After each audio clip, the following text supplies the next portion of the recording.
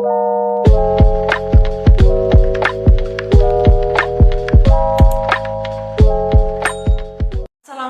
warahmatullahi wabarakatuh. Perkenalkan, nama saya Zuratul Faizah dengan NIM 2421023. Di sini saya akan menjelaskan tentang mata kuliah ilmu mantik. Sekian. Pengertian ilmu mantik berasal dari bahasa Arab yang artinya nakoto, yang berpikir. Orang yang berpikir, maktukun, dan yang dipikirkan. Mantik disebut pula sebagai ilmu logika. Berasal dari kata sifat dari bahasa Yunani yang berhubungan dengan kata benda, yaitu logos, yang artinya pikiran atau kata sebagai pernyataan dari pikiran itu. Hal ini menunjukkan adanya hubungan erat antara pikiran dan kata yang merupakan pernyataan dalam bahasa. Jadi menurut etimologi, logika adalah ilmu yang mempelajari pikiran yang dinyatakan dalam bahasa, dan berpikiran itu sendiri adalah suatu kegiatan jiwa untuk memenuhi pengetahuan.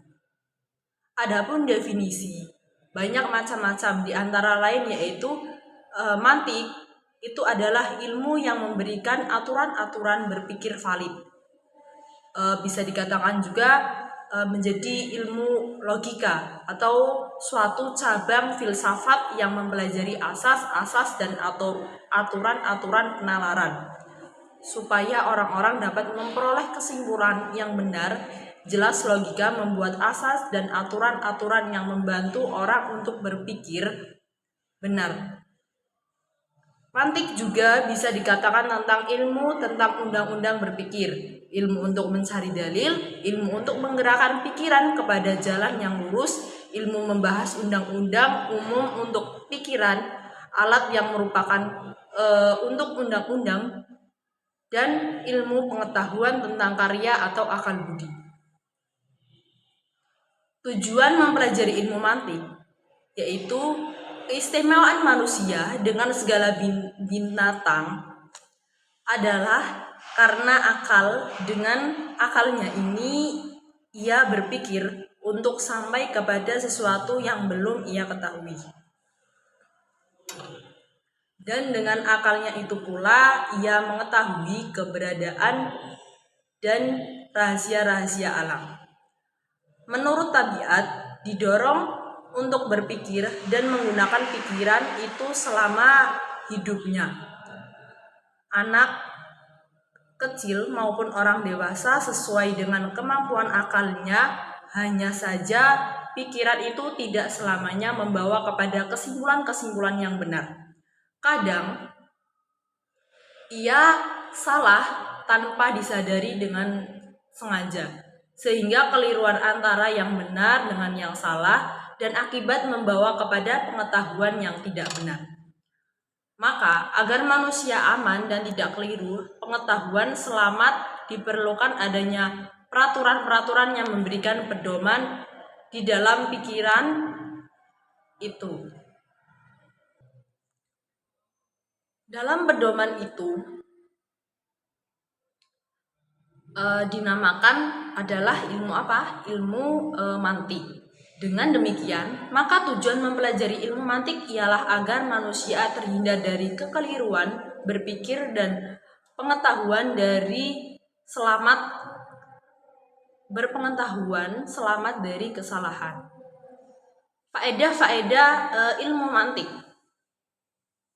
Faedah untuk mempelajarinya itu yang pertama yaitu menjelaskan dan mempergunakan prinsip-prinsip abstrak yang dapat dipakai dalam semua lapangan ilmu pengetahuan, menambah daya pikir abstrak, dan dengan demikian melatih, mengembangkan daya pikir dan menimbulkan disiplin intelektual, mencegah kita tersesat oleh segala sesuatu yang memperoleh otoritas, mendidik kekuatan akal pikiran, mengembangkan sebaik-baiknya, dan melatih kebiasaan. Sejarah perkembangan ilmu mantik. Apabila mau meneliti perkataan orang orang-orang dahulu, maka akan tampak kepada kita bahwa perkataan penuh dengan mantik. Hanya saja yang belum terhimpun seperti apa yang kita lihat sekarang ini. Perkataan mereka dalam jumlah besar masih berserak-serak. Permasalahan belum tersusun bab per bab dan metode belum sistematis sehingga lahirnya di Yunani suatu aliran yang disebut sofisma pada pertengahan abad ke-5 sebelum Masehi yang berusaha menurunkan tata kehidupan masyarakat agama dan akhlak dengan cara menyesatkan akal pikiran dengan menggunakan kodliyah yang menipu palsu, seperti yang dikatakan yang indah ialah apa yang dilihat dan yang jelek ialah apa yang kelihatannya jelek. Apa yang dianggap seseorang benar itulah benar, dan apa yang dianggap seseorang bohong itulah bohong. Mereka tidak mempunyai ukuran mana yang baik dan mana yang buruk. Demikian pula mana yang benar dan mana yang bohong. Setiap orang mengukur kebenaran itu menurut dirinya masing-masing, dan setiap orang menempatkan dirinya untuk memilih apa yang ia anggap lebih banyak gunanya bagi dirinya. Terhadap pendapat tersebut, maka Aristoteles dan para ilmuwan-ilmuwan terdahulu membimbing akal menampakkan kebenaran-kebenaran yang hakiki, menempuh metode soal jawaban dan diskusi dengan murid-muridnya, sehingga sampailah seseorang di antara mereka dengan usaha sendiri. Sekarang saya akan menjelaskan tentang definisi ilmu pengetahuan. Menurut pakar ilmu mantik, ilmu ialah idraku majhuli ala jihati yakini awid doni idrokan yutabiku waqi'i au yuhalifu. Mengetahui sesuatu yang belum diketahui baik dengan yakin maupun dengan perkiraan yang kuat, baik pengetahuan itu mempunyai dan kenyataannya atau tidak. Berdasarkan definisi tersebut, maka di bawah ini bisa dikemukakan apabila seseorang melihat sesuatu dari jauh, dia tahu serta yakin bahwa sesuatu itu manusia dan ternyata memang manusia, maka pengetahuan itu disebut dengan pengetahuan yang yakin sesuai dengan bukti. Apabila seseorang itu hanya menyangka atau memperkirakan saja bahwa itu manusia dan kenyataannya itu memang manusia, maka pengetahuan itu disebut pengetahuan yang yang sesuai dengan bukti. Selanjutnya, apabila ada seseorang yang melihat sesuatu dari kejauhan dan yakin bahwa ia adalah manusia yang ternyata bukan manusia tetapi kambing semisal, maka pengetahuan itu disebut dengan pengetahuan yang yakin, yang tidak sesuai dengan bukti. Apabila seseorang itu hanya menyangka saja bahwa sesuatu itu adalah manusia dan ternyata memang bukan manusia, maka pengetahuan tersebut merupakan pengetahuan zani yang tidak sesuai dengan bukti. Sesuai dengan penjelasan ta'rif definisi yang tadi saya sebutkan, maka keyakinan orang dahulu merupakan bumi. Seperti bumi itu datar, bukan bulat, adalah termasuk ilmu yang yakin tidak sesuai dengan bukti. Jadi meskipun ilmu itu tidak sesuai dengan bukti, menurut definisi yang tadi saya sudah sebutkan, itu tetap disebut ilmu. Selanjutnya yaitu pembagian tentang ilmu. Ilmu itu dibagi menjadi dua, tasawur dan tasyik. tasawur dan tasdik. Tasawur ialah hasil yang diusahakan oleh akal pikiran, yang dengan akal pikiran itu dapat diperoleh atau diketahui hakikat-hakikat yang tunggal atau mufrad. Dengan kata lain, mengetahui hakikat yang mufrad seperti Ahmad, rumah, kuda, pohon, kambing, itu adalah sebuah kata-kata yang mufrad. Selanjutnya yaitu tasdik, ialah mengetahui hubungan yang sempurna antara kedua mufrad, baik hubungan yang menetapkan atau meniadakan, seperti Muhammad Abduh membangkitkan gerakan Islam modern Indonesia, negara kaya. Nah, seperti itu. Selanjutnya pembagian tasawur dan tasdik. Masing-masing dari tasawur dan tasdik itu dibagi menjadi dua, yaitu bahdiki yaitu sesuatu yang tidak membutuhkan pemikiran atau dengan kata lain mudah dimengerti, seperti lapar, dingin, haus gitu. Yang selanjutnya yaitu nazari yaitu yang sesuatu yang membutuhkan kepada pemikiran, seperti hakikat listrik, roh, radio, dan sebagainya. Contoh tasdik yaitu berupa alam yang baru, orang yang mati akan dibangkitkan dari kubur, itu seperti itu. Yang nginjen mana?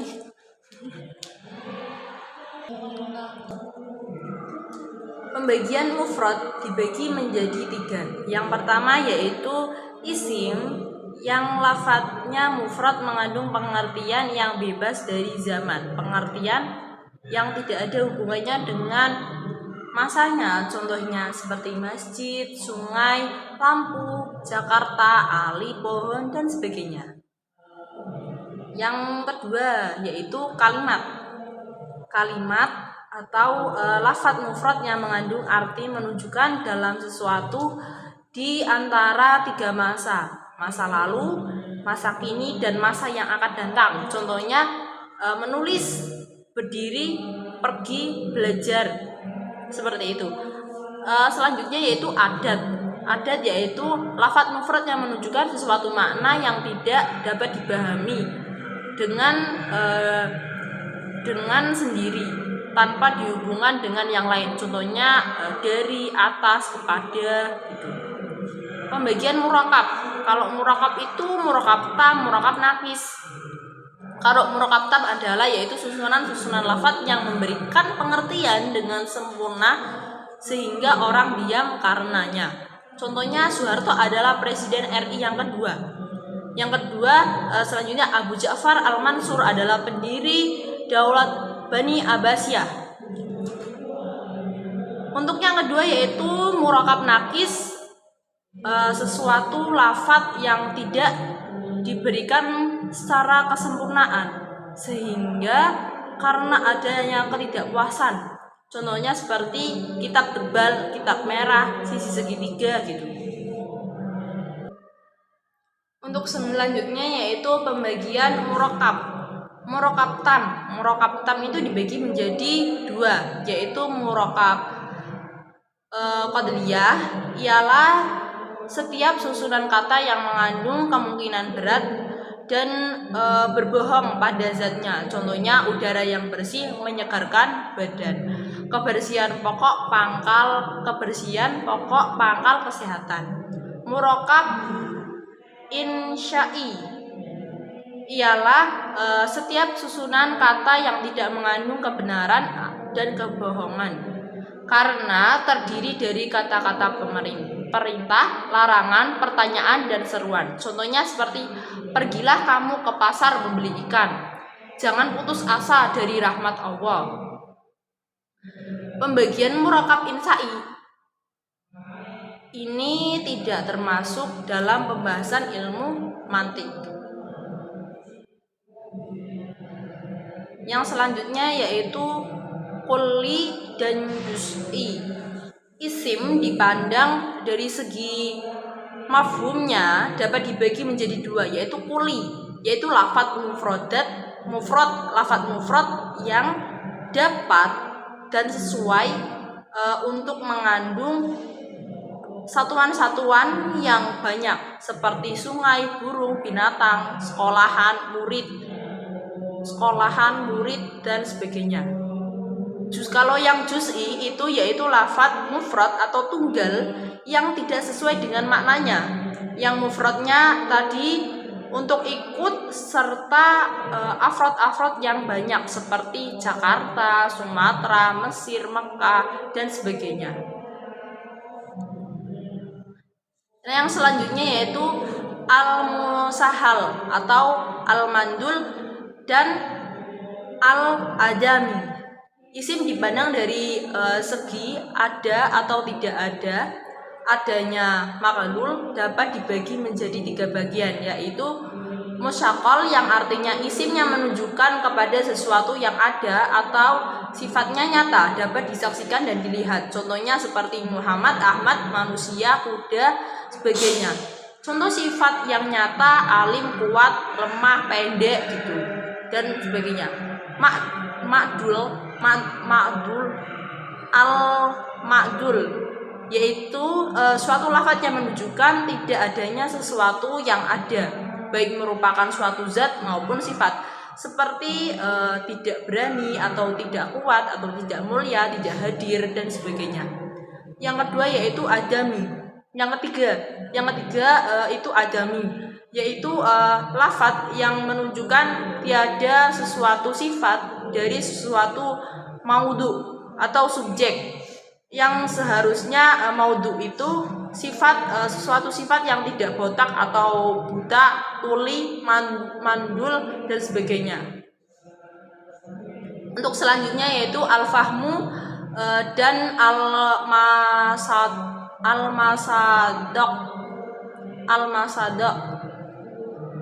Setiap lafaz quli mempunyai 2 segi dalam penunjukan. Pertama, menunjukkan kepada maknanya, seperti lafaz insan menunjukkan kepada hewan yang berpikir, dan kedua, penunjukan kepada satuan-satuan yang sesuai padanya, yaitu makna tersebut.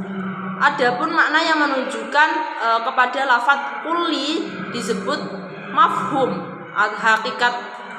hakikat atau mahiyah. Satuan-satuan yang sesuai dengan makna tersebut dinamakan masadaq. Apabila kita melihat mafhum quli seperti kata ikan, maka tampaknya bahwa kata ikan tersebut sesuai dengan afrod atau sesuatu dari satuan dari ikan baik ikan laut maupun ikan sungai. Tetapi apabila kita tambahkan mafhum ikan itu sifatnya laut, semisal dengan mengatakan ikan laut, maka penambahan itu tidak akan lagi sesuai dengan apa yang tadinya sesuai dengan kata tersebut dari satuan-satuannya. Jadi jelas apabila mafhum quli bertambah maka masadaqnya berkurang, dan apabila mafhum berkurang maka masadaqnya bertambah. Atau dengan kata lain, qayyid itu ikatan, akan sedikit masadaqnya.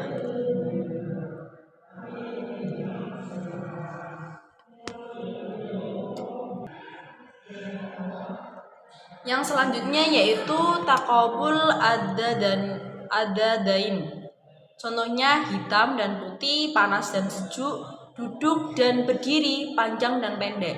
Dari contoh-contoh tersebut dapat dijelaskan bahwa hitam putih tidak mungkin berkumpul dalam satu barang dan dalam satu waktu, tetapi bisa lenyap kedua-keduanya dalam satu waktu karena adanya keadaan yang lain. Dengan demikian maka definisi al-adain ialah kedua keadaan yang ada dan yang tak dapat berkumpul. Kedua duanya dalam satu waktu, tetapi kemungkinan kedua-duanya itu tidak hilang semua dalam waktu itu juga karena adanya keadaan yang lain dari keduanya.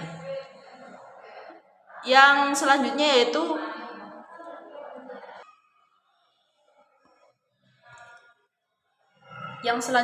yaitu takobul al-mutadalifain. Contohnya kalau yang ini berarti suami istri, bapak dan anak, guru dan murid.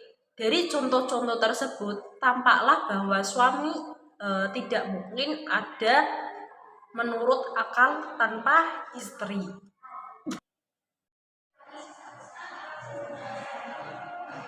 Yang selanjutnya yaitu al-kulliyat al-khamis. Al-kuli zati dibagi menjadi 3, yaitu lafadz kuli yang sempurna, yaitu mahiyahnya dan hakikatnya, mustarak yang afradnya itu demikian ini disebut juga nau. Contohnya seperti lafadz manusia itu sesuai dengan hakikatnya, yaitu pada binatang berpikir, dan mustarak afradnya itu yaitu Khalid, Abu Bakar, dan Ahmad dan sebagainya. Lafadz kuli dan bagiannya mahiyah sesuai dengan lafadz kuli itu dan sesuai dengan yang lainnya. Yang demikian ini disebut jenis. Contoh hewan-hewan ini merupakan bagian dari hakikat manusia. Hakikat manusia berbagai macam dan dalam sama hakikatnya. Yang selanjutnya yaitu lafadz kuli atau mahiyah, merupakan ciri yang khas bagi lafadz-lafadz itu yang membedakan afrad-afradnya dari berbagai afrad hakikat yang lainnya yang sama dalam jenis. Yang demikian disebut fasol. Contohnya yang berpikir ini merupakan bagian dari hakikat manusia yang khususnya membedakan bagian afradnya yang berbeda dalam hakikat yang lain dengan sama dalam segi kemewahan. Dan demikian pembagian kuli dati dibagi menjadi 3, yaitu nau, jenis, dan fasol. Adapun kuli irdi dapat dibagi kepada lafadz kuli yang khususnya bagi mahiyah tidak bisa disifati kecuali oleh afradnya seperti tertawa dan maupun belajar bahasa. Nisbah kepada manusia yang demikian ini dinamai khashah. Lafadz kuli yang mustarak antara nahiyah dengan yang lain seperti putih, nisbah kepada manusia lafadz putih ini bisa disifati kepada manusia dan bisa juga kepada yang lain.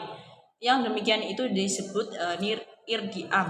Berdasarkan uraian tersebut, maka dapat dikemukakan bahwa pembagian kuli ada 5, yaitu nau, jenis, fasol, khashah, dan irdiam. Pembagian ini menurut pakar ilmu mantik disebut dengan al-kulliyat al-khams. Adapun penjelasannya sebagai berikut. Nau ialah lafadz kuli yang sesuai dengan afrad-afradnya yang bernaungan dalam suatu hakikat. Yang suatu yang bernaungan dalam di bawah kuli yang lebih umum daripada seperti manusia. Manusia itu sesuai dengan untuk Ahmad, Husain, Nuruddin, Ali, dan sebagainya. Dengan hakikatnya lagi pula bernaungan di bawah kuli yang lebih umum dari manusia, yaitu hewan.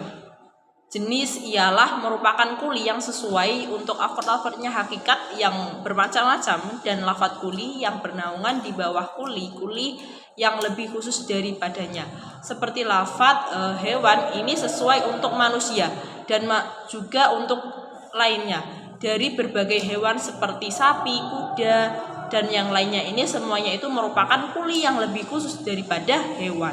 Fasal ialah sesuatu sifat yang sejumlah sifatnya zatinya itu membedakan antara afrad hakikat yang satu dengan afrad hakikat yang lain yang sama dalam jenis seperti berpikir, nisbah kepada manusia. Kata berpikir ini merupakan sifat yang membedakan afrad manusia dengan afrad kuda, sapi, dan yang lainnya dari afrad yang sama di dalam jenis, yaitu hewan. Al-hasah ialah sesuatu sifat yang sejumlah sifatnya itu irdi, yang disifatkan kepada afrod-afrod hakikat yang satu, seperti mampu belajar bahasa, nisbah kepada manusia. Kemampuan untuk belajar bahasa ini merupakan sifat yang khusus bagi afrod manusia. Irdiam ialah sesuatu sifat yang beberapa sifat irdi yang disifatkan kepada afrod-afrod hakikat yang bermacam-macam, seperti hitam nisbah kepada manusia. Sifat hitam ini bukanlah khusus untuk afrod manusia, tetapi untuk lainnya selain manusia. Pembagian jenis dibagi menjadi 3, yaitu bagian jenis qarib ialah kuli yang di bawah tidak ada jenis, sedangkan di atasnya ada beberapa jenis. Contohnya seperti hewan, di atas hewan ini ada jims yang berkembang, jims ini atau dan jauhan, sedang di bawahnya tidak ada jenis kecuali berbagai nau yang bermacam-macam hakikat, seperti manusia, kuda, kambing, kucing, dan sebagainya. Jenis mutawasid atau menengah ialah kuli yang di atasnya ada jenis dan di bawahnya juga ada jenis. Contohnya jim sinai yang berbeda berkembang, nisbah kepada hewan dan jisim.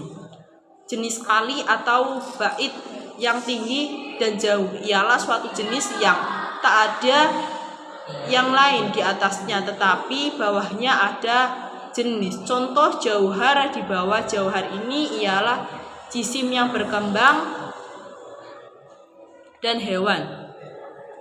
Selanjutnya yaitu pembagian nau. Nau dapat dibagi menjadi 2, yaitu nau hakiki ialah lafadz kuli yang bernaung di bawah jenis dan afrod-afrodnya itu sesuai dengan hakikat. Contohnya manusia, kata manusia bernaungan di bawah hewan. Nau idofi ialah lafadz kuli yang bernaungan di bawah jenis, baik afrod-afrod sesuai dengan hakikat atau tidak, seperti hewan. Kata ini bernaungan di bawah jisim, nami dan afrodnya tidak sesuai dengan hakikatnya. Jadi kata hewan ini bisa dikatakan nau, nisbahnya kepada jisim, dan bisa dikatakan jenis, nisbah kepada manusia, harimau, kambing, dan sebagainya. Oleh karena itu maka ia dinamakan dengan nau idofi. Yang selanjutnya yaitu pembagian nau idofi. Nau idofi dibagi menjadi 3, yaitu nau safil, nau mutawasid, nau ali. Nau safil sendiri ya nau yang di bawahnya tidak ada kuli apapun kecuali afrod-afrodnya jusyah seperti manusia. Nau mutawasihah ialah nau yang di bawahnya ada nau dan di atasnya ada nau seperti hewan dan jisim. Nau ali ialah nau yang di atasnya tidak ada kuli apapun kecuali jenis ali seperti jisim, dan seperti jisim ia tidak ada kecuali jauhar. Yang selanjutnya yaitu pembagian fasal, yang dibagi menjadi 2, yaitu lafadz yang membedakan afrod-afrodnya sesuai dengan hakikat dari afrod yang lain, dan perbedaan di dalamnya jenis yang lebih dekat, seperti berpikir. Perkataan berpikir merupakan perkataan yang membedakan manusia dan jenis yang dekat, yaitu hewan. Fasal yang demikian disebut fasal yang dekat atau qarib. Yang selanjutnya yaitu fasal yang jauh atau ba'id, ialah sesuatu lafadz yang membedakan suatu afrod hakikat, dan afrod hakikat ini yang ada bersamaan pada jenis yang jauh, seperti bergerak dan kehendak. Dalam mentakrifkan manusia, manusia ialah binatang yang kehendak perkataannya berkenaan ini sama dengan binatang lainnya dan jenisnya dan yang jauh. Oleh karena itu dinamakan yang demikian ini dengan fasal ba'id.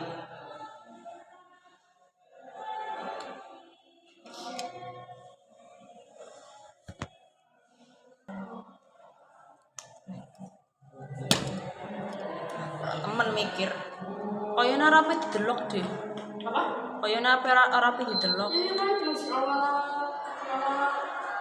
Yang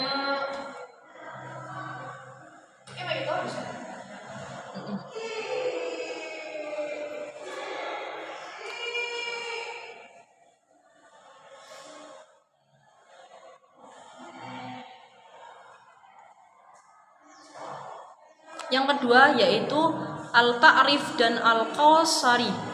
Al-ta'rif dan kepentingan, sebenarnya iktidal yang merupakan pokok pembahasan ilmu mantik itu tidak akan bisa diperoleh tujuan yang dimaksud kecuali apabila lafaz-lafaz tersusun daripadanya iktidal tersebut diketahui dengan sebenar-benarnya, dan hal itu bisa mengtakrif lafaz tersebut, menerangkan yang belum jelas, membatasi maknanya menjadikan perbedaan dan dalam pemikiran dengan perbedaan yang jelas dari yang lain. Namun manusia itu berbeda dalam batas-batas memahami dan kadar batas makna-makna, padahal dalam bahasa mereka itu sama.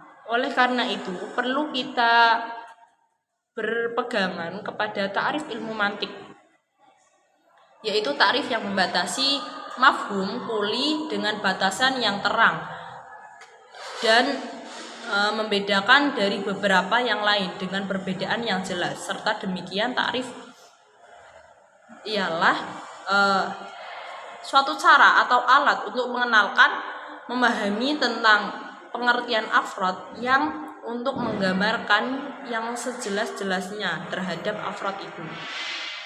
Ibrahim ayat 27. Pembagian ta'rif yang dangkal menggunakan kuli dati saja, semua atau sebagian tersebut dengan ta'rif bil haq. Ta'rif bil haq ada dua macam, yaitu ta'rif ini menggunakan semua kuli dati yang dekat daripadanya tersusun hakikat sesuatu yang dimaksud, maka ta'rif ini disebut hak tam, seperti mengtakrifkan manusia dengan binatang yang berpikir.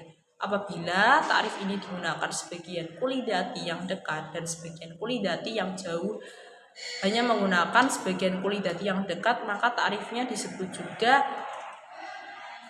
hak nakis, seperti mengtakrifkan manusia dengan jisim yang tidak berpikir atau manusia ialah berpikir saja. Ta'rif ada kalanya menggunakan sebagian kuli dati dan sebagian kuli irdi. Disebutkan dengan ta'rif birasam. Ta'rif birasam ada dua, yaitu ta'rif menggunakan kuli dati yang dekat, sebagian kuli irdi yang hasah, sebagian ta'rifnya disebut rostam, seperti mengtakrifkan manusia dengan binatang yang terdiri tegak dengan dua kaki atau yang mampu mempelajari bahasa. Apabila ta'rif menggunakan sebagian kuli dati yang jauh dan sebagian kuli irdi hasah yang menggunakan kuli irdi osoh saja, maka ta'rifnya disebut ros nakis, seperti mentakrifkan manusia dan jisim yang tertawa atau manusia ialah bisa tertawa. Dari uraian tersebut dapat disimpulkan bahwa ta'rif mempunyai 4 bagian: hak tam, hak nakis, rostam, dan ros nakis. Hak tam yaitu ta'rif yang menggunakan jenis dekat dan fasal dekat. Hak nakis adalah ta'rif menggunakan jenis jauh dan fasal dekat atau fasal yang dekat saja. Selanjutnya rostam yaitu ta'rif yang menggunakan jenis jauh dan fasal dekat atau ta'rif yang menggunakan jenis dekat dan hasah kalau yang rostam. Yang selanjutnya rosnakis yaitu ta'rif yang menggunakan jenis jauh dan hasah saja. Ta'rif bil hasah ialah ta'rif yang al-lafdi atau ta'rif yang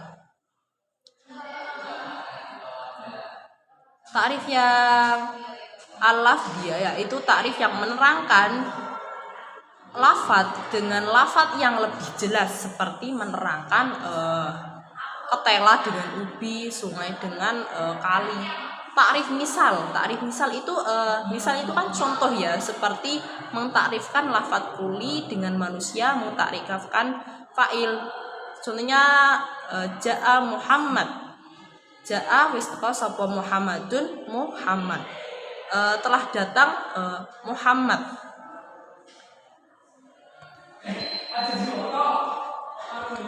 Selanjutnya yaitu syarat-syarat ta'rif. Di dalam ta'rif disyaratkan sebagai hal berikut. Hendaknya ta'rif sesuai dengan setara dengan yang dita'rifi. Jami'mani, maka tidak boleh ta'rif itu lebih luas dari yang dita'rifi, karena hal itu tidak menolak maksudnya, afrod-afrodnya, dan sebenarnya bukan mu'araf ya yang dita'rifi, karena tidak boleh sempit daripada yang dita'rifi, karena hal itu tidak akan mencakup semua afrod-afrod yang dalam mu'araf. Sebagai contoh, kita tidak boleh mengtakrifi isim dengan kalimat yang menunjukkan kepada makna ta'rif ini lebih luas dari yang ditakrifi, sehingga fi'il juga masuk di dalam. Demikian pula kita tidak boleh mengtakrifi manusia dengan hewan yang bisa membaca menulis, karena ta'rif ini lebih sempit daripada yang ditakrifi, sehingga tidak masuk di dalamnya manusia yang buta huruf. Hendak ta'rif itu lebih jelas di tarifi sehingga sesuai dengan tujuan yang dimaksudkan, yaitu menjelaskan hakikat yang ditakrifi. Tidak boleh mengtakrifi sesuatu yang ditakrifi yang sama jelasnya atau lebih sama daripada ditakrifi. Seperti mengtakrifi genap adalah bilangan yang lebih ganjil dengan 1, maka ganjil ditambah 1 dengan genap yang sama. Kedudukan manusia sama lain tidak terang. Demikian pula mengtakrifi hawa atau udara dan jisim yang halus yang menyerupai nyawa. Hendaklah takrif itu sunyi dari daur, seperti A melahirkan si B, si A melahirkan si B, dan si B melahirkan si C, dan seterusnya. Hendaklah takrif itu sunyi di majas, seperti tidak boleh mengtakrifi ilmu dengan lautan yang menghilangkan orang kehausan. Demikian pula harus sunyi dari lafadz yang mustarok, yang artinya suatu lafadz yang mempunyai beberapa makna, seperti mengtakrifi dengan ain. Kata ain ini mengandung beberapa arti. Pertama yaitu mata air, matahari, mata manusia, mata uang, dan atau hakikat sesuatu. Tetapi apabila majas dan lafadz mustarok itu tidak qarinahnya yang demikian, itu boleh, seperti mengtakrifi ilmu dengan lautan yang menghilangkan kebodohan manusia, dan mengtakrifi air dengan mata air yang mengalir, dan sebagainya. Selanjutnya pembagian tentang qadriyah. Ta'rif qadriyah apabila diperhatikan contoh-contohnya ini: api panas, hawa sejuk, minuman segar, pintu terbuka, dan sebagainya, maka akan dipadati pada sebagian contoh tersebut susunan kalimat berita yang dimengerti dengan sempurna, dan hukumnya berita tersebut boleh dikatakan benar kalau sesuai dengan bukti, dan bohong kalau tidak sesuai dengan bukti. Dengan demikian maka berita itu mengandung benar dan bohong. Dan setiap susunan kalimat berita menurut contoh-contoh tersebut di dalam mantik disebut qadriyah. Kadang-kadang qadriyah ini bersumber dari seseorang yang membawa beritanya tidak mengandung kebohongan, hingga dianggap beritanya itu tidak sama sekali, tetapi ketiadaan mengandung beritanya itu bohong adalah tinjauan dari segi yang mengatakan bukan zatnya. Berita tersebut sebagian qadriyah itu kadang timbul dari orang yang membawa beritanya itu benar, sehingga dikatakan bohong melihat kepada yang mengatakan. Selanjutnya yaitu pembagian qadriyah. Qadriyah dapat dibagi menjadi dua, yaitu qadriyah hamliyah, qadriyah syartiyah. Qadriyah hamliyah yaitu qadriyah yang di dalamnya mengandung hukum untuk menghubungkan suatu mufrad dan mufrad lainnya, seperti penyakit ilmu ialah lupa, besi merupakan logam yang bermanfaat, emas merupakan logam yang mahal.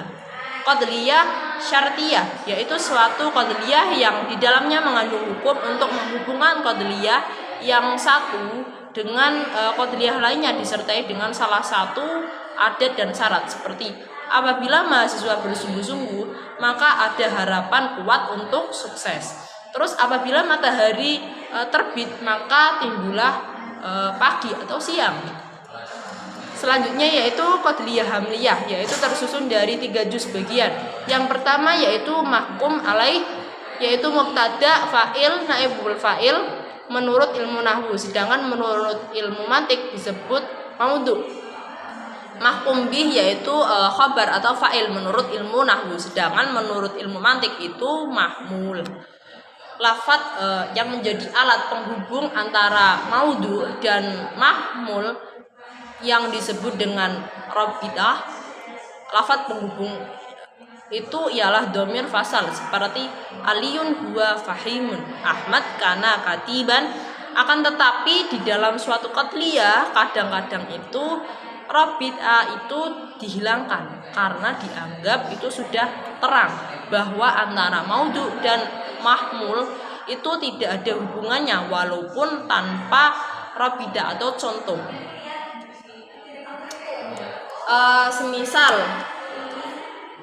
Contohnya itu semisal al-yada'u ulya khair minal yadi sufla.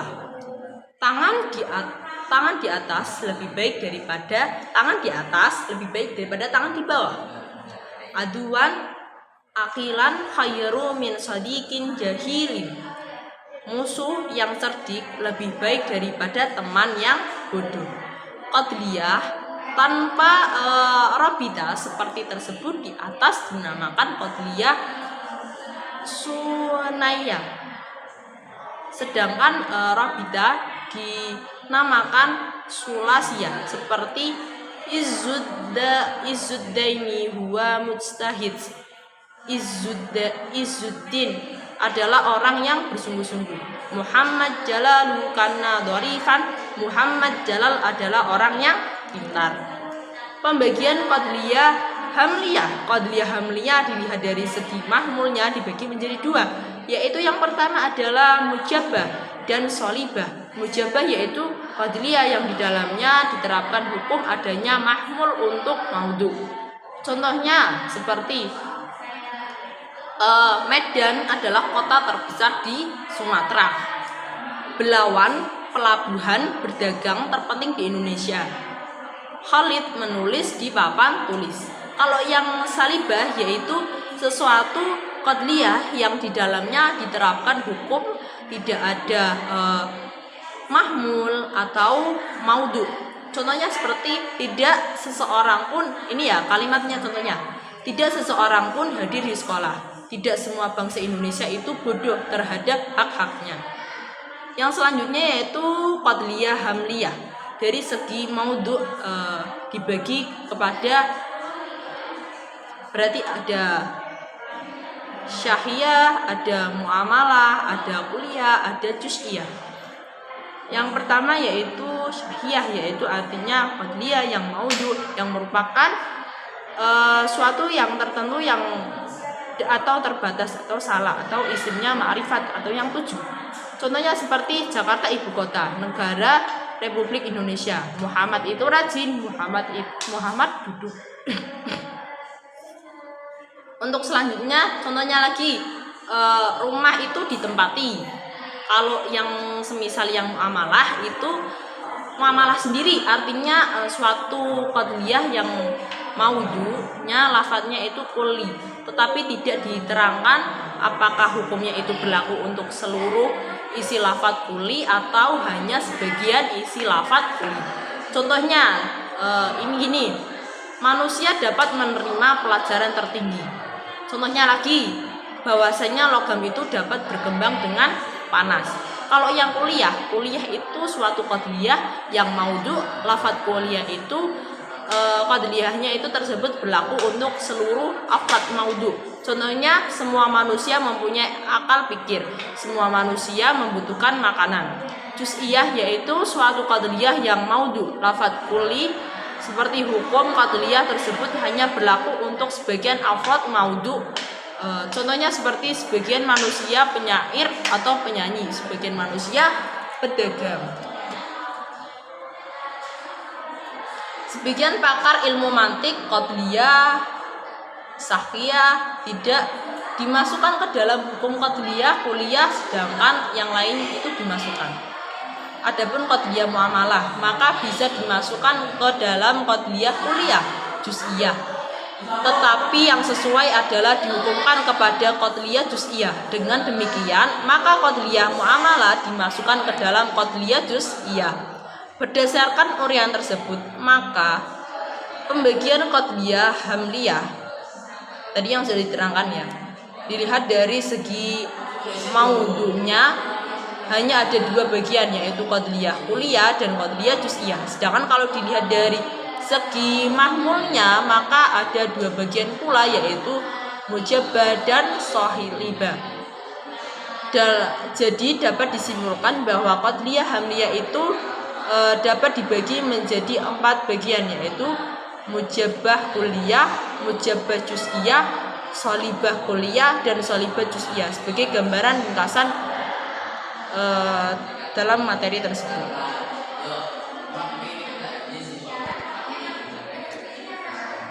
Itu saja sedikit materi yang dapat saya sampaikan. Kurang lebihnya mohon maaf apabila ada kekurangan. Saya akhiri. Wassalamualaikum warahmatullahi wabarakatuh.